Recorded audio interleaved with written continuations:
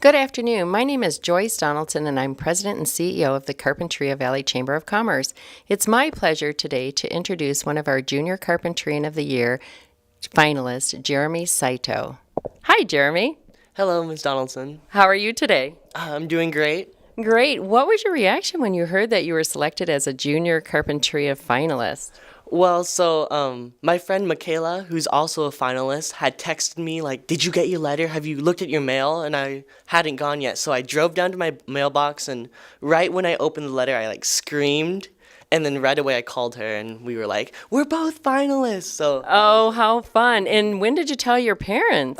Right after that, right when I drove, I was like, "Mom, I'm a Junior Carpenter finalist," and we were all like really excited. Well, we're super excited for you as well. So tell me about yourself. Where were you born? I'm a local. I was born at Santa Barbara Cottage Hospital, and I've grown up here my entire life. So Wonderful. And what kind of sports and hobbies are most enjoyable for you? This year I'm gonna be the Carpinteria High School's senior tennis captain for tennis season that's coming up. And I was also drum major for our marching band, and I play a lot of music, so that's another thing I like to do a lot. So. I recall you played at our mixer at Grand Vita earlier this year. He's an excellent pianist. Awesome. So, congratulations on that. Where do you see yourself in 10 years with your future aspirations? 10 years. I'll be 27, so 4 years of college and then medical school, and then hopefully I'll be interning or mentoring at like a not physical therapy, pediatrician firm, because I'm hoping to be a pediatrician when I grow up, and so hopefully I'll be there. So, currently, what are your favorite subjects, and what subjects do you have in school that are supporting your life dream? Okay, so I'd say my favorite class is band because one, Miss Sunru is the teacher and she's awesome. She's one of my favorite teachers, and we get to make music all day, which is something I love doing. So when I go to college, I hope to major in biology, which will help being a pediatrician, and then minor in something like music because it's something I love to do. And sorry, what else did you ask? Just what subjects are you taking right now to further your aspirations as a pediatrician in the future? So I'm also taking AP Biology and Environmental Science, which are both taught by Mrs. DeWitt, who's a great teacher. She's wonderful. And AP Biology is super interesting because I'm just like learning everything that like the basics, the fundamentals that I'm like really excited to go to college and then expand my knowledge. So it's like right now I'm learning like nerve cells and the impulses, but then when I go to college, I'm gonna learn like the chemical reactions that occur, microscope, like very tiny that cause the whole thing to happen. And I'm really excited to be able to go to college and expand my knowledge on stuff like that. Wow, I can feel your excitement. We're so proud of you. Where do you plan on going to college? So I'd say my top choice is Harvard. I applied early, but I got deferred, meaning that they're gonna look at my application again later. But if not, I'm hoping for UC San Diego. I toured the campus and I love San Diego, so hopefully that's my second choice. Wonderful. Sounds like you have your hands full with all of your schoolwork, but what do you do for fun? Well, as mentioned before, I play a lot of music. So along with piano, I play clarinet, saxophone, and I'm learning guitar. So it's just fun going and learning new instruments. But when I'm not doing that, I hang out with my friends. So last night we actually had a movie night, so that was fun. Oh, fun. That's great. So how have your teachers at the school, I can feel the passion you have about your one teacher in particular, how have they helped guide you and mold you into the gentleman that you've become today? Well, other than teaching me, my teachers have always supported me. They're such wonderful teachers at Carp High, and especially someone like Mrs. Unruh, who we talk a lot, like in class and out of class. So she's one of my favorite teachers, as mentioned before. So I feel like they really support me. They help me to who I want to become. If I didn't play well in music, she'd talk to me and be like, "Jeremy, you can do better." So I'd go home and practice, and it's just motivation to keep getting better and keep becoming like a better person. And so. Well, it sounds like you have a wonderful work ethic, but how would you describe your work ethic? My mom says from a really young age, I was never a procrastinator. I like to get things done and out of the way. so I could focus on other things. And so I'd say that I don't like to wait to the last minute because I like to get it done as soon as possible so that I could do the best job and keep re-editing, rewriting, and do the best job that I possibly can. That's a fine attribute to have, young man, as a mother. That's a fine attribute, and you'll go far. How have you been involved or affected by the Thomas Fire and our recent flood? So at 2 a.m., we got the warning that we had to be evacuated. So me, my mom, and my dad, we all gathered all of our things. We shoved our cats in the car, put the fish in a bucket, and we drove down to Ventura and stayed in not Ventura.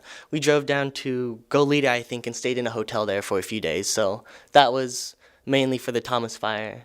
Wonderful. And I hear that you're also doing some relief work with your church. Could you describe that to us? So, helping with the flood, last Saturday, me and my mom went to Goleta and we filled sandbags for the incoming flood. So I think we filled around 5,500 sandbags as a group, and it was great because we had so much sand. But at the end we just ran out of bags. Wow. So. Jeremy, tell me more about your community service. Oh, okay. So, I volunteer at Cottage Hospital a lot. I think I have over 200 hours, and I think that volunteering at Cottage Hospital has helped. Like, before I started volunteering, I didn't really know what I wanted to do. I was kind of vaguely aware that I wanted to be in the medical field, but after seeing firsthand, like the NICU, the PPSU, I just knew I wanted to be a pediatrician. Like the NICU helps with infants and smaller children, so seeing all the work that I could be helping there, it really helped solidify my goals of being a pediatrician. And so and also along with that, my sister was diagnosed with MS in 2010, so I do volunteer work for the MS Society in Santa Barbara. So I help her with the MS walks and stuff like that, and so I think it's a wonderful opportunity. It was great. Well, thank you for helping the community out with your efforts. What is the best piece of advice you've gotten either from your family or friends? I would have to say, when I was a freshman, I was scared, and my mom said, try something new. Don't be afraid, because we're such a small community, such a great community that everyone knows everybody, and that you have so many opportunities to do everything that you want to do. Like freshman year, I joined tennis. Freshman year, I joined band. And I think they're just wonderful opportunities that I never would have been able to achieve or even get involved with if I wasn't at Carpenter High School. That's great. What do you strive for in your life? I just want to be happy. I'm hoping to go to college, get married, have children, the works. But I want to be content with my life, and that's why I want to be a pediatrician, because I enjoy working with children. I enjoy medicine, so it's the perfect mix of both. So I think that being a pediatrician will really make me happy with my job, happy with my life. So hopefully that'll be my future. Great. And just a couple final questions. What is your favorite thing in the world at this point? Is it candy? Is it sports? I would have to say my friends, because we hang out so often, we do so much together, and over these past 4 years of crazy high schoolness, they've just been one of my main resource of support and love and friendship, and I love hanging out with them, and it's just amazing that I could have such a great group of friends. Great. Well, we're super happy that you were chosen as one of our finalists. So thank you very much. Is there anything else you'd like to tell the audience today about yourself, your family, your friends, your school? I'd just like to thank everyone who's ever talked to me, who's ever motivated me. Even if you don't know you motivated me, you motivated me. So I'd just like to thank everyone who's been in my life that has supported me, and I'm very honored to be a finalist in junior carpentry, and thank you. Thank you very much, Jeremy, and best of luck to you in the future. Thank you. Good afternoon. My name is Joyce Donaldson, President and CEO of the Carpentria Valley Chamber of Commerce. Today, we're proud to have Michaela Blair here, one of our Junior Carpentrian Scholarship finalists. Hello. Hello. How are you? Oh, I'm really great. How are you? Great. How did you find out, and what was your reaction when you found out about being the Junior Carpentrian finalist, one of the finalists this year? I mean, it was pretty crazy. After my interview, I found out that we were going to hear back in about a week. So every day I was checking my mailbox. So then I got home one day from basketball practice, and I was like, "Mom, did we get anything in the mail?" And she's like, "Yep," with the straightest face I've ever seen. And I mean, I went into my room. The letter was laying on my bed, and my mom and my dad were in my room. So was my twin sister. And then I was opening it. I was so nervous. And then once I opened it and I read congratulations, I literally I screamed and I started crying. But yeah, it was like tears of joy. I was so happy. Oh, wonderful. So tell us a little bit about yourself and your family.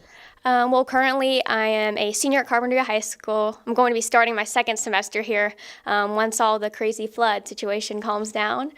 I'm pretty involved within our school. I play 3 sports year-round. I'm in the band, yearbook. I'm in a couple of clubs, and I try and stay as involved as I can. Wonderful. And, So where were you born? Were you born here in Carpinteria? yeah, in Santa Barbara, Cottage Hospital. Okay. So I've lived here my whole life. Great. Super. So what do you do when you're not studying? I know you're studying a lot, but what do you do for fun?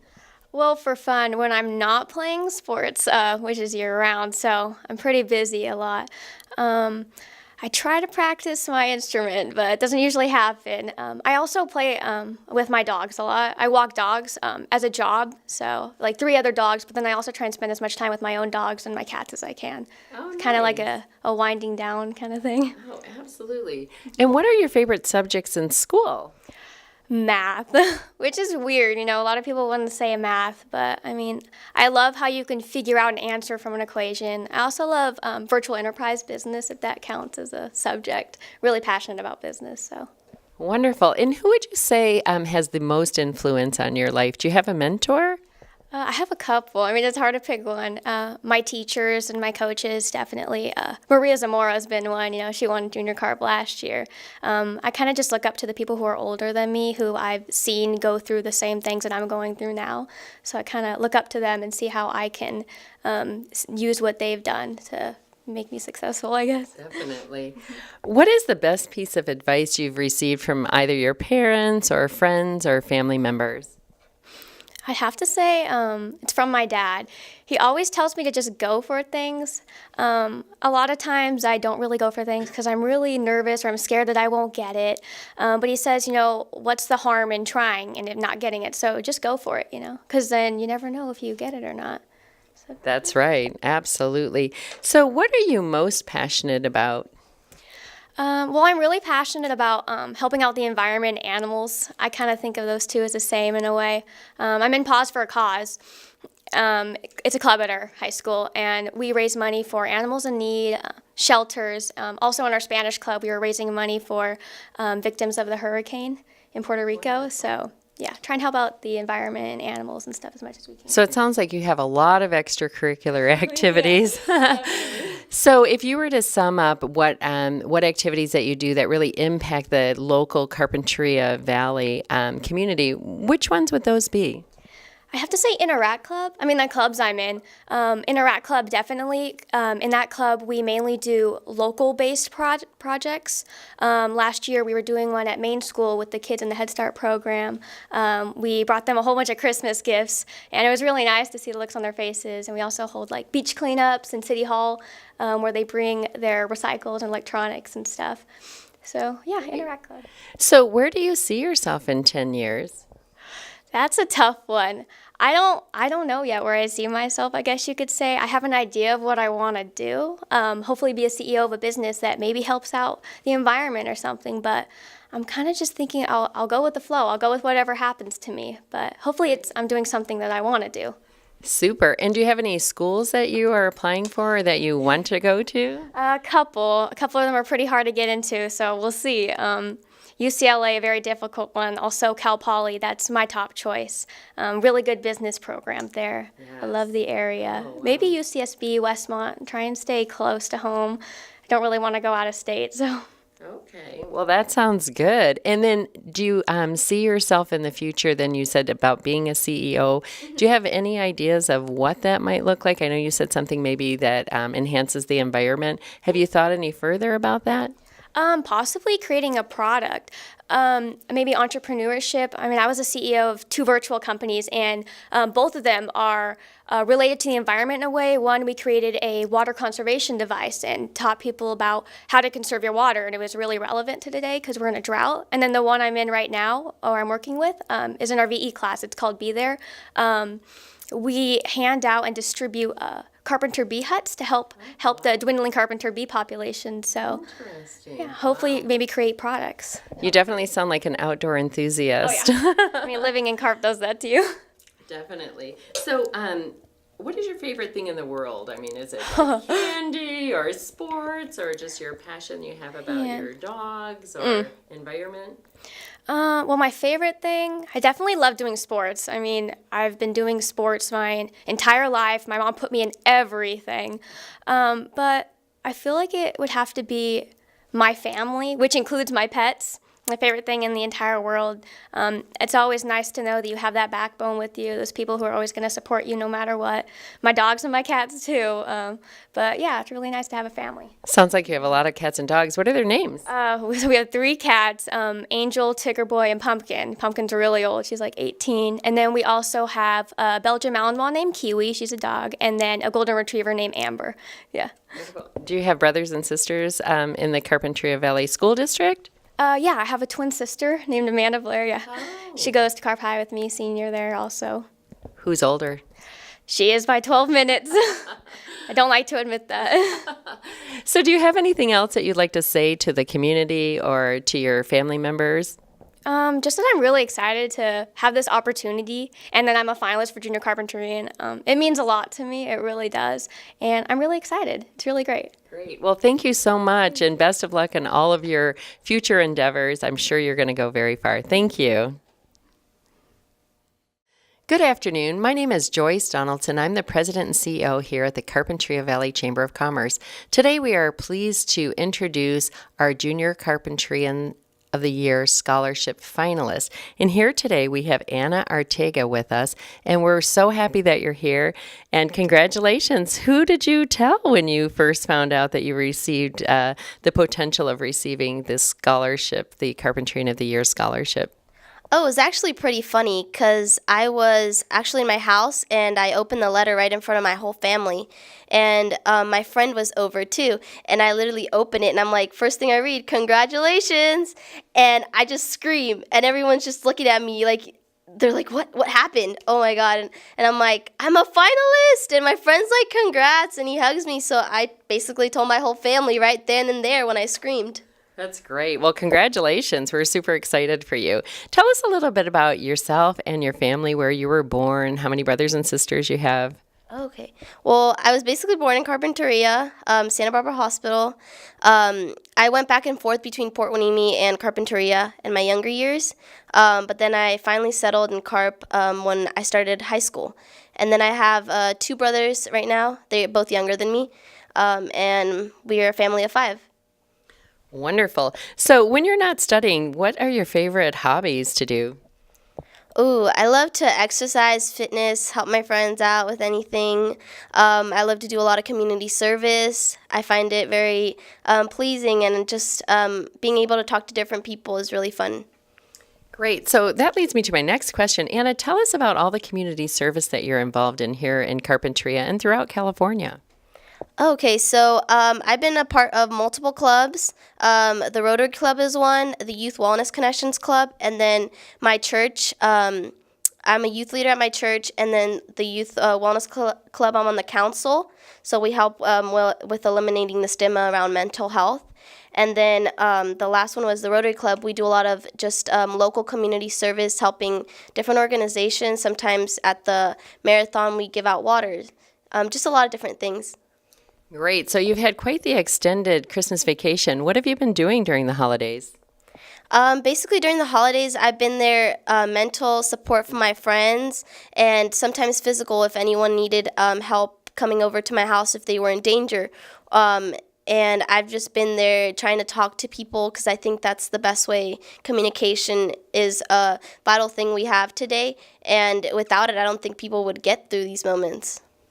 Absolutely. So, to change the subject, let's talk about your favorite subjects. Please tell us what do you love and are passionate about during your studies? Oh, I love science and math because I find it interesting. I love solving different problems and just experimenting because I do a lot of hands-on work outside of the classroom as well, which is where I want to go with my career and become an engineer. Wonderful. And how have the teachers at your high school impacted you? Who are your mentors and what teachers really have made a difference in your life? I think there's a lot of teachers and an accumulation of teachers, but I think a couple would be Mr. Basson, just having a rigorous course of history has taught me college prep. And then Miss Gilbert, she's been there with me, like with different support. I've done competitions with her on poetry. And then just math, Mr. Smith, helping me get through problems that I didn't know I could get through. So, when we talk about mentors, who are your mentors? Is it your family, teachers, friends? I think I have a lot of different mentors, but basically, I look up to different women. So I think one of my main mentors has been Girls Inc. And just having them telling me that I can, as a woman in society, get through things has been a big thing in life for me. And then my parents, because they've always pushed me to pursue higher education. Great. And how would you describe your work ethic? I think I have a strong work ethic when it comes to studying, and I try to get my things done on time. And if not, I always try to give myself time to do things. But yeah, overall, strong work ethic because I think if you don't do something 100%, then why do it? You have to put everything into it. Absolutely. And what is the best piece of advice you've gotten from your family, friends, or mentors? I think one of the biggest quotes that has actually stuck in my mind is to step out of my comfort zone. I've tried a bunch of different things. I've been afraid of heights, and just hearing those words being regurgitated to me throughout my high school career has led me to take different opportunities that I might not have had if I didn't listen to those words. Great. And I've heard you were recently evacuated during the Thomas Fire. Can you tell us a little bit about your experiences? I think it was hard, but I got to FaceTime with my friends and talk to them about where I was, and I got to ask them if they were also safe.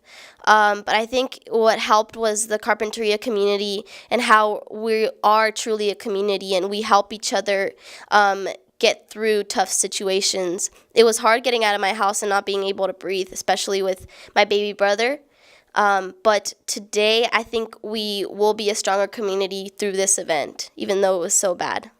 Absolutely. Where do you see yourself in 10 years?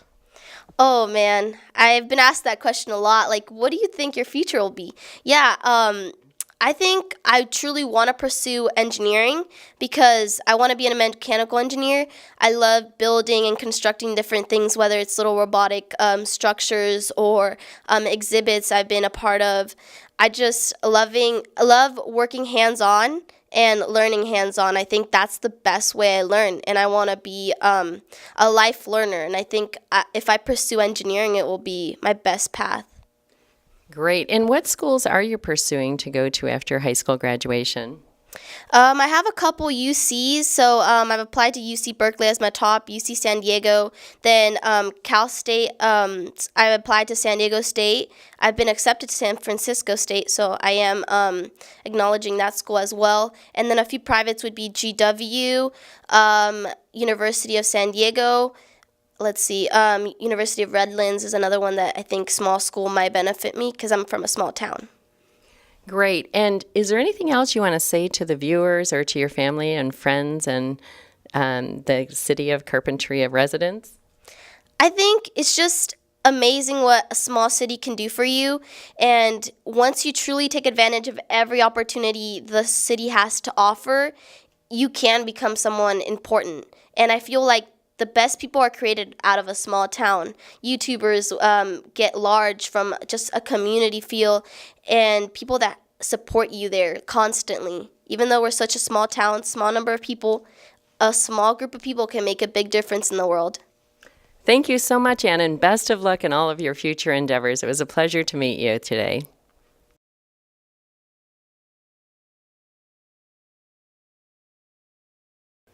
Hello, my name is Joyce Donaldson, President and CEO of the Carpinteria Valley Chamber of Commerce. Today we have with us Sonia Aguila. She is one of our Educators of the Year that we will be honoring at our upcoming Carpinteria Valley Chamber Community Awards Banquet. How are you today? I am doing great, thank you. You're doing great. What was your reaction when you heard that you were chosen for Educator of the Year? I was checking my emails and I read the email from my principal and I shut the computer. I closed the computer. My heart was pounding. I opened my computer again, my Chromebook, and I read the email again. I feel so blessed. My daughter Natalie, every year when they announce Teacher of the Year, she always would say, "Mom, you're my Teacher of the Year. Don't worry, Mom." Imagine her face when I told her, "Mom's Teacher of the Year, Natalie." And we cried, and it was just a really special moment. Aw, congratulations. How long have you been in the classroom, Sonia? This is my 20th year teaching at Canalino, and I teach second grade, and it's a blessing. It's wonderful. What a nice way to celebrate 20 years of teaching, 20 years of doing what I love. In your 20 years, what was one of the funniest things that any of your students have said to you? I have lots of stories teaching for 20 years, but one funny a funny moment, a student came to me and asked, "Mrs. Aguila, do you work? Where do you work?" I teach. Interesting. And also, can you just discuss a little bit about the classes you teach and why you have a particular passion for those classes? I teach second grade at Canalino, all areas, multiple subject, and since I was 5, I knew I wanted to teach. I remember clearly having my dolls on the sofa and just playing and pretending to teach. I knew all along that I wanted to teach. That's awesome. What is your favorite part of being a person of such great influence in impacting the lives of these young children? What's your favorite part? Exactly that I'm able to influence others, students and people in general, that they can follow their dream. It's possible. I was born in Santa Barbara, moved to Mexico, came back without speaking any English, went to school, and, I follow my dream. So where were you born? Were you born here in Carpinteria or in Santa Barbara? No, I was born in Santa Barbara, moved to Mexico, and came back at age 11, and went to school here in Santa Barbara. Great. And where did you go to school and college? I went to Santa Barbara High School. I'm a Don. I went to Santa Barbara City College where I got my AA degree, and then I transferred to UCSB where I got my bachelor's and my teaching credential and also my master's degree. Wonderful. Fantastic. And what do you do to continue your education? I know your students are always learning, but teachers also have to continue their education. What do you do in that respect? I read a lot, and also online. I mean, there's so many videos about wonderful teachers. I'm also very lucky to receive wonderful emails from our principal every Sunday morning. We get her Sunday message, and it's just full of knowledge, and it's just a wonderful way to grow as a professional educator. Wonderful. And what advice do you have for parents to help their children succeed? I know that you're a big part of their lives, but of course the parents are as well. So what do you tell them to encourage them to also help the students? I always encourage parents to get involved. I understand they work, they have, a job, 2 jobs, but just to be involved, if they cannot make it to the classroom, they can email teachers, they can send notes, they can call teachers, donate items, help at home. I have so many parents that cannot come to the classroom. They can't go to field trips, but at home they can cut, they can prep for me. Just being there for their children, putting their phones away. I know everybody has their phones, but just talking to their kids to see what they did, how they're feeling. Great. What are you passionate about when you're not in the classroom? I know you're in the classroom a lot, but what do you do when you're not in the classroom to relax and rejuvenate? I am always busy. I'm super busy. So I also write articles for the Spanish newspaper, El Latino, and I'm in charge of the education section. So I really enjoy writing articles for parents. And I'm also a radio host. I also have a show that I've been doing for 21 years, I think. So on Saturdays, I have my radio show. It's a show completely in Spanish for children. Wonderful. And what do you learn from your students? They probably teach me more than I teach them. No, but I learned so much from them. Especially students with special needs. Every year I have students with special needs, and they teach me so much. They teach me, I'm so grateful for the opportunity, but they teach me to be compassionate. We have a wonderful community in our classroom. We learn about gratitude, we learn about just helping others, and as I tell my students, we learn together, and if there's something we don't know, we will figure it out, and we find out the answers together, but we learn from each other. Great. I know you've had quite an extended time off here this holiday season.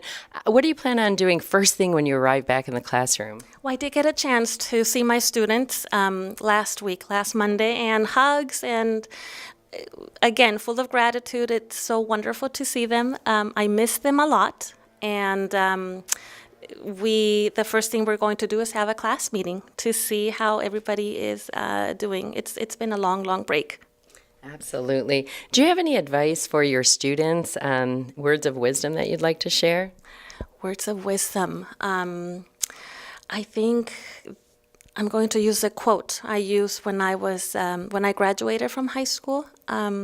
Life is not a having and a getting, but a being and becoming. So that's something that I think about a lot. That quote that I used years ago when I became a salutatorian in high school. But really, life is not about, buying this, getting that, but really becoming something and someone and following your dreams. Well, thank you so much. Is there anything else you'd like to say to the audience? Any parting words? My heart is full of joy, full of gratitude. Again, what a nice way to celebrate 20 years of teaching. Well, thank you. Thank you for all of your hard work and dedication to the students. We'll look forward to honoring you at our Community Awards Banquet coming up soon. Thank you so much. Thank you. Hello, I'm Joyce Donaldson, President and CEO of the Carpinteria Valley Chamber of Commerce. In preparation for our upcoming Community Awards Banquet, we're here today with Nathan Casas, Educator of the Year. So we're here to find out more about Nathan, and I'm sure you'll be very excited about everything he has to say. Nathan, what was your reaction when you heard you were chosen as the Educator of the Year?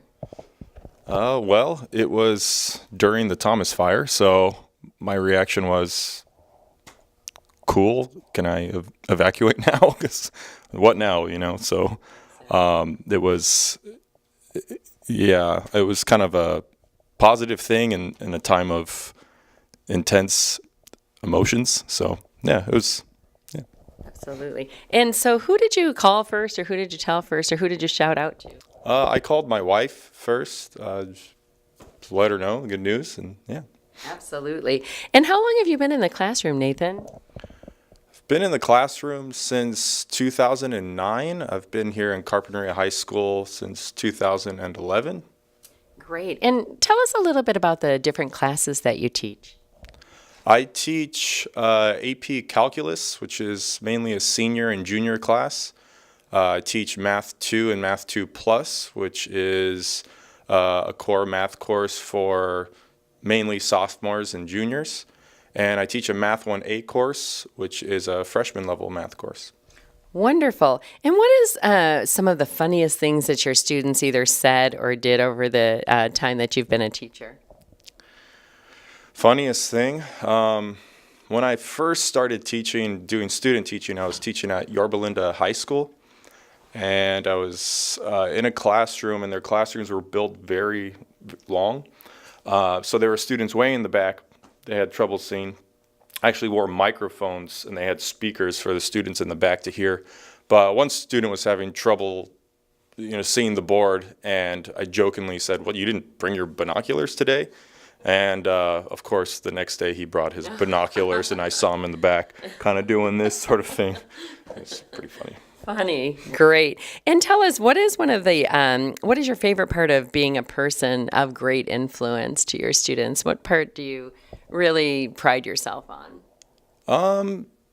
Just being able to connect with them on a personal level, and just understanding that, I'm someone in a crucial part of their lives and a formative part of their lives, and just kind of being there as a mentor and a person they can come to and talk to and be there for them. Is that a lot of pressure, knowing what, the great influence that you do have on these young lives? You feel a lot of pressure to make sure you give it your all? Yeah, you definitely feel pressure and a sense of responsibility, that's for sure. Exactly. And you just kind of get used to it, and yeah.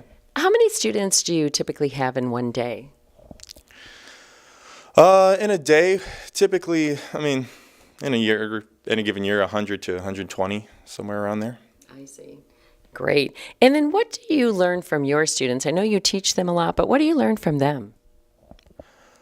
I learn a lot from them. Just being able to handle so many different types of, they're all individuals, so being able to manage many different personalities and many different, people at the same time, and kind of learning how to fit their needs and things like that. Great. Nathan, where did you go to school, starting from elementary school, and where did you go to college? I went to elementary school in Laverne, California. High school, I went to Bonita High School in Laverne. Then I went to Mount San Antonio College, which is a community college. Transferred to Cal State Fullerton. And then, that was it. Great. And I know that as a teacher, you have to continue your education. What do you do to fulfill that continuing education need? For continuing education, the College Board does a lot of professional development. I go to the CMC, which is the California Mathematics Council conference every year in Palm Springs. So those are typically the things I do every year. Wonderful. And at what age did you decide that you wanted to go into the teaching profession? Age was probably, I was at Mount Sac at the time. I was around 20 or so, where I decided that teaching was going to be the thing for me. Great. And I know a lot of folks see you on a regular basis. I hear you play in a band. Can you tell us a little bit about your extracurricular activities and hobbies that you do and enjoy on your time off? Sure. Yeah, I play in a band here in Carpinteria, the Americana Cats. We meet every Friday up by the Lucky Llama, and it's kind of a kind of a free-form circle for people that want to come and share their musical talents, but also there's a core group of individuals that make up the band and play regularly elsewhere. Wonderful. I know you have a young little girl. What do you see her becoming, and how are you helping shape her as a teacher and as a parent? Yeah, Phoebe Casas is my daughter. She's 2. She just turned 2 in December. What do I see her becoming? That is a great question. Right at this point, we're just trying to facilitate any interest that she possibly has right now, and she's definitely in the stage of discovery mode, so trying to expose her to as much as possible at this point and kind of see where it leads. She sure looks like she takes after her parents. She's very animated and fun. What advice do you have for the parents of your students to teach their children how to succeed in life and how to become successful and responsible adults? Oh my goodness, yes. That's a big one. I learned as a father that the education starts at day one, and education doesn't start at pre-K or kindergarten. It starts at the very beginning, and just being able to facilitate their learning needs, talking to them very early and reading to them very early and exposing them to things that you wouldn't think they would understand at the moment, but they're absorbing some part of it. That is a big one. Having a good attitude towards mathematics is a big one that I think culturally that we need to overcome. It is very common that you hear people say, I've just never been good at math, or, I'm never a math person. And kids listen to that, and they feel like it's okay to not be a math person. You don't hear people say, oh, yeah, I'm illiterate. I just never been able to read. It's just I never read. That's kind of a shameful thing, I think, culturally for us, but not so much for math. And so if we could change that attitude, I think that would be a real big help for our young people. Great. I know you touched on how parents can help, but do you have any other advice for the parents out there on how they can help mentor, like you said, at a very young age? Are there some basic steps that you could share with us right now? Exposure, as much exposure as possible in terms of mathematical concepts, and exposing them at a very, very young age. Like I said, that's, I think, the comfortableness of it. A lot of people feel they're not comfortable with math. I think it's an exposure thing. It's a fear thing. If they're just exposed to it and it's a normal thing that they see at an early age, then I think we can overcome some of those fears, and I think it'll be easier for parents to manage their students' mathematical fears. Great advice. And do you have any parting words of wisdom for your students? Yeah, just be persistent, understand that you are a fluid, changing person, and who you are now will definitely not be the person you are later, and be open-minded to changing and absorbing information, and being able to decipher information, the wealth of information and disinformation out there, and keep an open mind. Great. I'm just going to give you a trick question here. Is there a right or wrong? And I'm saying particularly in mathematics. Sometimes. Yeah. Sometimes there's a right and a wrong, depending on the question. One of my favorite things to do in math class is to leave answers kind of ambiguous, or questions kind of ambiguous, and there's multiple paths to lead to what students like to call an answer. I don't like calling answers because I don't know. But yeah, having argument in the classroom is one of the best tools that I love to employ. So if I can get them to argue a point or argue something because the answer isn't clear, maybe it's sometimes a good thing the answer isn't clear. So a lot of learning comes from that argument process, and the answer is not really important. It's the journey to get to the answer. Well, thank you so much. Is there anything that you'd like to say to the audience here? Any parting words? Yeah. I moved here in 2011 to Carpinteria, and it is an awesome opportunity to develop my family and my profession. So I just want to thank the city of Carpinteria for embracing me here. We've had such a warm welcome when we arrived, and still do. And just want to thank the community. Great. Thank you, Nathan. We'll look forward to seeing you at the upcoming Community Awards Banquet, and congratulations on your honor. Thank you very much. Hello, my name is Joyce Donaldson, President and CEO of the Carpinteria Valley Chamber of Commerce. Today, in honor of our upcoming Community Awards Banquet, we have our Small Business of the Year recipients here, and their name is Robert J. Birkenmeyer, DDS, and Janice M. Sugiyama, DDS. Incorporated. So what was your reaction when you heard you were chosen as a Small Business of the Year this year? We were surprised, but we were delightfully surprised. We'd been in business now for 30 years. This past August, we celebrated our 30th anniversary, and so it was quite a treat for us to be recognized as a Small Business of the Year. Absolutely. And Janice, who did you call first when you heard about this great news? Oh, they called me. I wasn't in the office. Well, we don't like to brag. 30 years. Go ahead. Well, I tell our friends and neighbors, our fellow Rotarians, that kind of thing. Right, great. Well, let's talk about that. You've been in business for 30 years contributing to the Carpinteria Valley community. Can you tell us how it all began? Well, Janice and I met when we were in dental school at the USC School of Dentistry, and we started dating in our third year of dental school, and we got married after we graduated. And we practiced in other practices in the Los Angeles area until we moved to Carpinteria in 1987.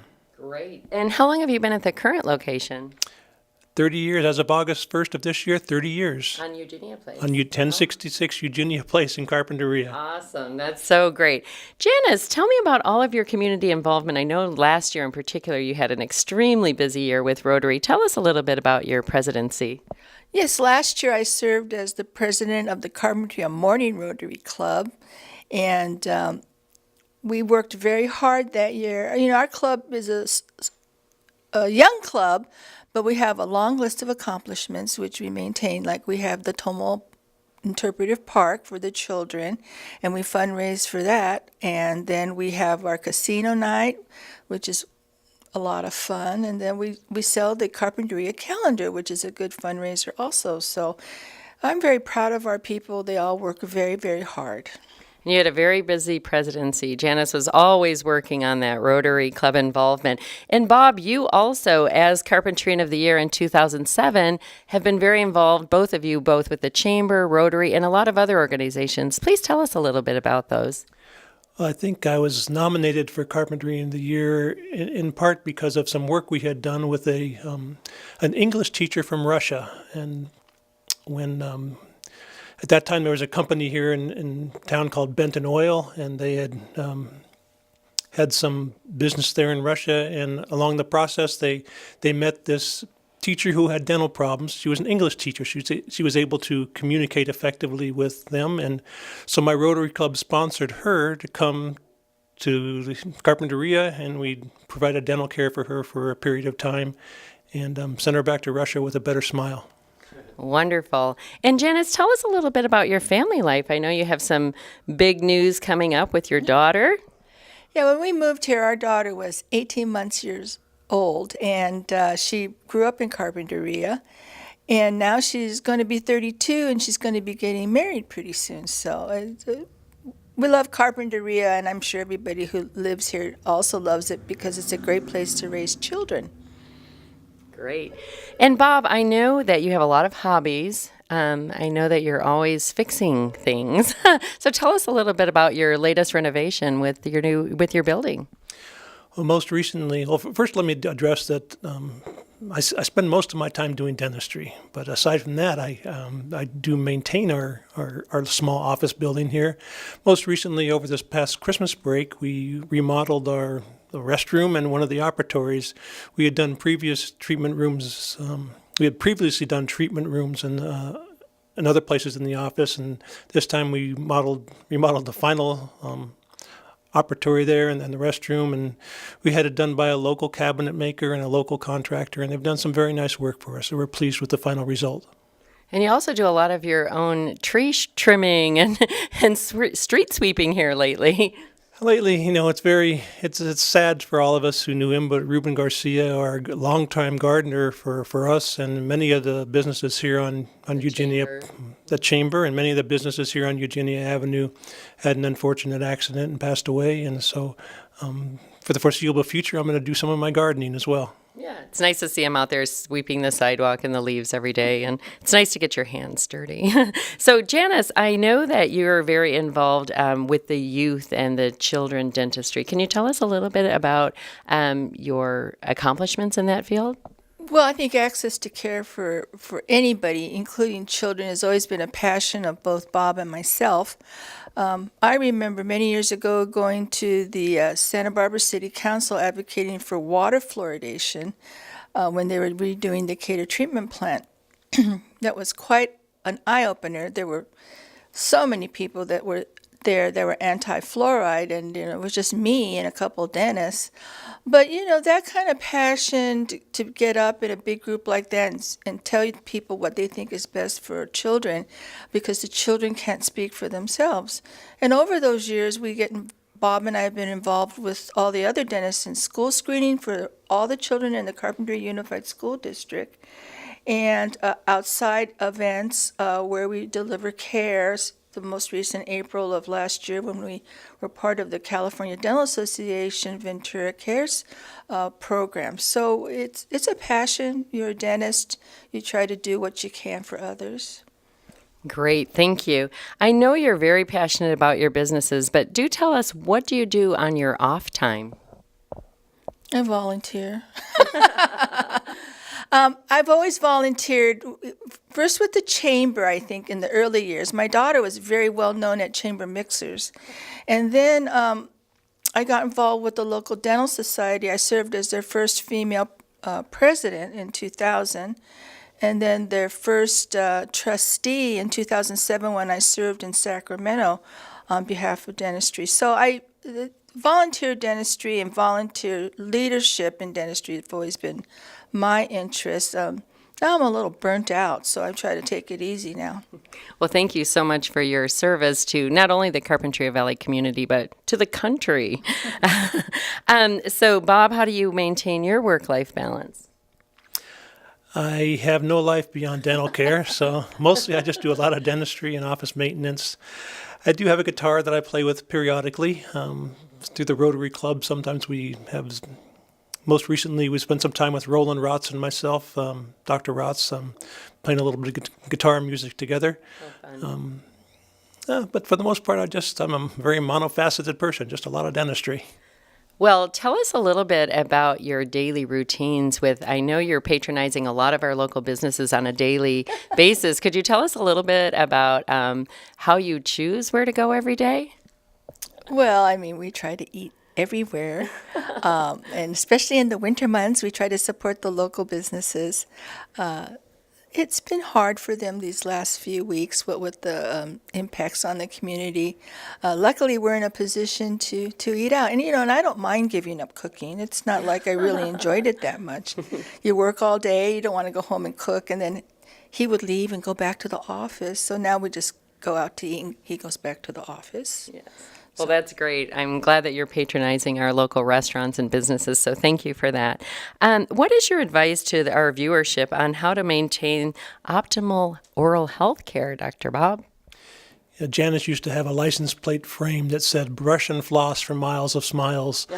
And those words probably still ring pretty true. It's although we can see you as a dental professionals, we might see you for basic maintenance procedures, perhaps a couple times a year, but you see yourself every day. So if you're doing a thorough job with brushing and flossing and maintaining your teeth, it really makes the biggest difference. So I'd encourage all of you to just be meticulous with your home care.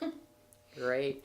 And also, do you have any final words out here to our viewership that you'd like to say? Anything we maybe forgot to tell them about? Is there anything that comes to mind? Well, over the 30 years, I want you to know, just because you see me at the donut shop doesn't mean you've been to the dentist. Because people see me at the store or Bob outside, and they think they were at the dentist. And when they come in, they find out, has it been that long? I'm afraid so, yeah, so. So you recommend 6-month checkup? Well, whatever you need. But, yeah, I just think it's kind of funny. People think they see us all the time, and they think they've been to the dentist. Then they haven't. Great. That's a funny observation. Bob, do you have any final words? I think that it's appropriate to thank the Chamber for the honor of being recognized as a Small Business of the Year, but just how the Chamber continues on over all the years that we've been here and trying to support the business community and doing a great job at that. Thank you. Mm-hmm. Thank you. Thank you. Well, it's a pleasure, and thank you so much for coming in today, and have a great day. Thank you, Joyce. Hello, I'm Joyce Donaldson, President and CEO of the Carpinteria Valley Chamber of Commerce. I'm super delighted to have with me Catherine Lee here with our Large Business of the Year, Grand Vita Senior Living and Memory Care. How are you today? I'm just wonderful, and I am thrilled to be here. Great. How did you react when you were told that you were Large Business of the Year? I was in awe. I was in shock. A few folks had said, well, you're so new. It's not going to happen the first year out. And I thought, oh, well, if it's coming from Joyce, it's got to be true. So I was completely stoked. Of course. Yes, it was great. I interrupted her lunch with a friend, and I told her the good news, and they were so excited. So we're so happy to have you here. Do tell us a little bit about Grand Vita Senior Living. Okay. I'm happy to. We have been open since February of this year. However, we were stalwart in the parking lot, meeting families, sharing information about Grand Vita, so that when we were open, we were able to admit 26 people that very first day. So we've been have a real warm reception, which we appreciate, and we're going strong. Great. And how many residents do you have to date? We now have 47 residents, and of our 47 residents, 66% are from Carpinteria. Either their adult children live here, but it's just great to see ladies who are now in their 80s, and they show us a picture of when they were 6 and 7, holding hands, walking around somewhere in Carpinteria or going to school together. So it's really special. That's great. And also, you had mentioned that you actually have several past Carpentrians of the Year that are living with you. While I was looking at your list in the office, I did see lots of names and lots of, well, that's her husband and this was his, etc. So Carpinteria is a wonderful town, and it's just great to have that feeling that it's the second and in some cases third generations who are here and we're getting to know. And I'm sure that those family members are thrilled that their family loved ones are located at Grand Vita. It's in close proximity to them and whatnot. So how many employees do you have now at Grand Vita? We have, and we're still hiring, we have 53 employees, and of those 53, I'm going to say not quite half are from Carpinteria, which is wonderful. As folks, come up from Ventura possibly to work, they just get to stop here in Carpinteria. They don't need to drag through the rest of town. So we're excited about that as well. I know we all wish we would be able to live at Grand Vita. You have great chefs and all kinds of activities. Do tell us a little bit about the food and about the different programs that you offer. Sure, I'd be happy to. Our food is excellent, and we really don't have any. Every so often, well, I wanted mashed potatoes instead of baked potatoes. Okay, we can do that. But we've had lovely, wonderful, special holiday meals where families come, and which is typical in retirement communities. The family may not want to do all of that, so they bring their whole family here. We have a private dining room. We have 3 different dining rooms. We have an wonderful outside, there's a fancy word for that. Can't think of the fancy word about eating outside. But anyway, it's a great terrace. We have an outdoor barbecue, etc. So great food, lots of options, and we always, in addition to our menu choices, we have an always available menu. So when kids come, we will always have sweet potato fries. We will always have chicken tenders for kids and finicky little ones. And I know dessert is paramount there as well. Exactly. And what's great is living in Carpinteria, we have local produce. We get Berry Man, who's a local one. We get local desserts. In Carpinteria, we have our favorite bakeries, our favorite sweets, and there's quite a few of those. And I bet you know who I'm talking about.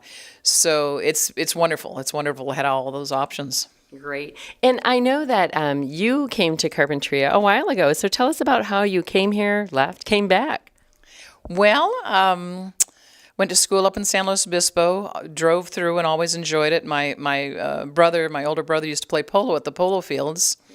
So I have horses and have always just really enjoyed this area. Was in Montecito for quite some time. And when an old friend mentioned, actually a longtime Carpinterian, mentioned, oh, there's a retirement community in Carp. And I said, no, there's not. Well, I went in and told them how wonderful I am, and they believed me. And it's just been wonderful. It's been great to be here. We were super excited to do your ribbon cutting there, and you had you have a parent company. Is that correct? Could you tell us a little bit about how that hierarchy works? Sure, certainly. I work with Seniority Incorporated. We are a 20-plus year organization out of Texas, actually. We used to be affiliated in California, but we're now in Texas. So we market and manage Grand Vita Senior Living for the owners. The owners are a group out of Southern California, Steadfast Senior Living.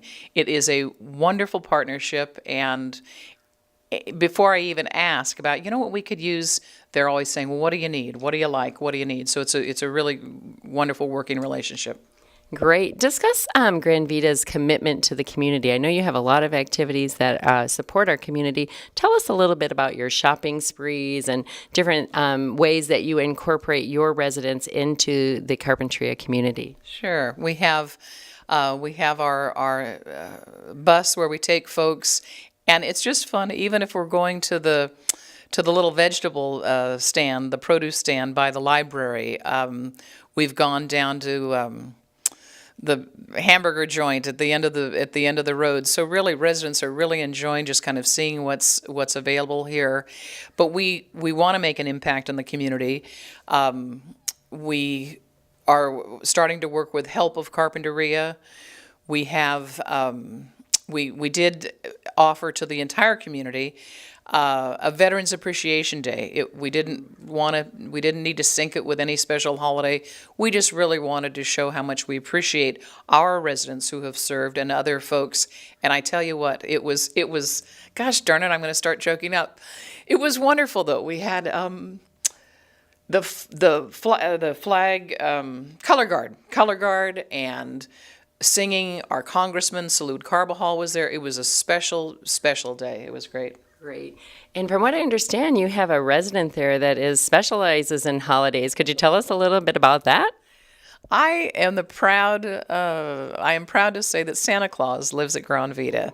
He's a great guy, and he's very busy around December, but he was not too busy to entertain we had an employee Christmas party, and so these little kids, the children of our employees, were just ecstatic to see Santa and Mrs. Claus in full regalia, and they all sat on the lap, and it was just wonderful. So he's a great guy and a real asset to the community. Right. Yeah. Whenever I come for lunch, he's always there and very proud to show off his ring and tell you about his history. Yes. So it's super neat. One of the other things that I was super impressed with when I went there was the memory care unit. Could you just kind of walk us through what that look and that feel is like? Sure. At Gran Vita, we provide senior living, assisted living, and memory support. Senior living is for people who don't want to clean their rain gutters anymore. They're sick of shopping. They're sick of making their own beds and hassling some of the other things that none of us really want to do. We also have assisted living, 5 different levels. So if people need, maybe they just need help in the morning, maybe they just need help with medication sometimes. And we cater that. We create a program specifically for whatever their personal needs are. In our memory support, which we call Creekside, because it literally it runs along the side of the Carpinteria Creek. So in Creekside, we are able to tailor our activities specifically to residents who might forget things, and we do things that are a little bit more hands-on, a little bit more using your memory and your brain. And today one of the questions was, what was the biggest selling cereal in the 50s?